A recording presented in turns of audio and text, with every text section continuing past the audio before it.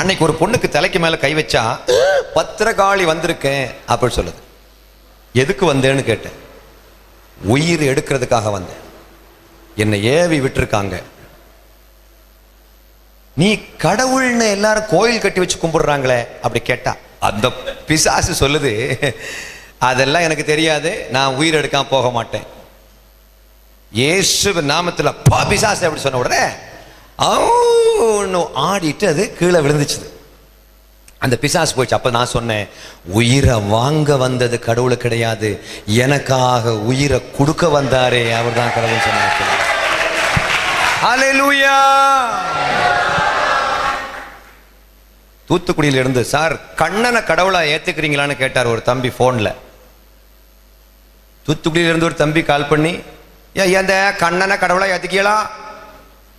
நான் சொன்ன சாட்சாத் உண்மையான கடவுள் கண்ண பரமாத்மா தான் அப்படி சொன்ன. சார் இங்க எல்லாரும் மோசமா இல்ல சொல்லாவ பியாயிங்காவ. அப்ப நான் சொன்னேன், மொத்தம் சாட்சாத் ரெண்டு கண்ணன் உண்டு. ஒரு கண்ணை வந்து பொம்மநாட்டிகள்லாம் கங்கை கரை தோட்டத்தில் குளிச்சுட்டு இருக்கச்ச அவ புடவை எல்லாம் எடுத்து பக்கத்தில் இருக்கிற மரத்து மேல உட்காந்துட்டு வேடிக்கை பார்த்துட்டு இருந்தார், அது ஒரு கண்ணன். இன்னொரு கண்ணன் வந்து என்னிடத்தில் பாவம் உண்டென்று உங்களில் யார் என்னை குறை கூற முடியும் என்று சவாலாக கூறிய சரித்திரத்தில் வந்த சுத்த கண்ணன். இந்த ரெண்டு சொல்லி முடிச்சு ஒரு மாசத்துக்கு பிறகு தூத்துக்குடியில் இருந்த அந்த இந்து சகோதரன் குரோம்பேட்டைக்கு வந்து அவர் ஒரு வேலையில ஜாயின் பண்ண உடனே என்னை கூப்பிட்டுக்கிட்டு பிரைஸ் தி லார்ட் பிரதர் அப்படின்னு சொன்னார். நான் அங்க பெரிய பிரசங்கம் ஒண்ணும் பண்ணல, கண்ணன் தான் கடவுள், ஆனா நீ சொல்ற ஆளு ஃப்ராடு கண்ணன்.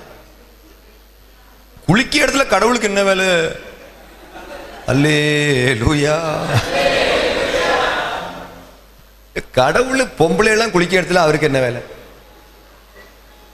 ஆனா தம்பி அது திருநெல்வேலி பாஷையில சொன்ன உடனே ரொம்ப சந்தோஷமா ஏத்துக்கிட்டாரு. எனக்கு கத்துடைய கிருபையினால எல்லா பாஷையும் படிச்சேன். ஆமா, மெட்ராஸ் லாங்குவேஜ், மெட்ராஸ் தமிழ் தெரியும்.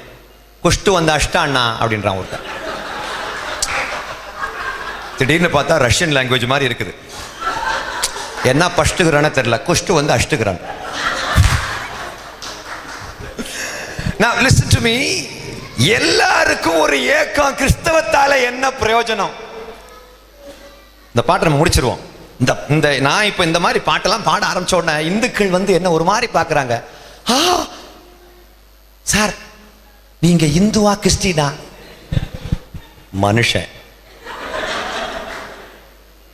சார் முதல்ல இப்படி ஒரு ஆளை பாக்குற சார்.